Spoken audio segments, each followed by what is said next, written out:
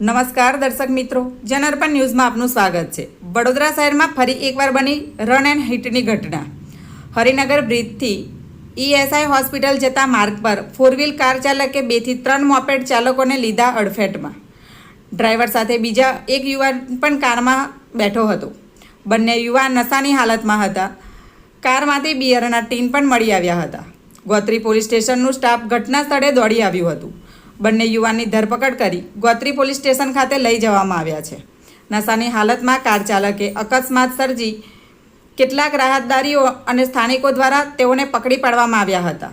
લોક ટોળાનો જમાવટો જોવા મળ્યો હતો। Bureau report, Janarpan news. આવા જ નવા સમાચાર જોવા માટે જોડાઈને રહો જનઅર્પણ ન્યૂઝ સાથે। અમારી ચેનલને લાઇક કરો, શેર કરો, સબસ્ક્રાઈબ કરો। ધન્યવાદ।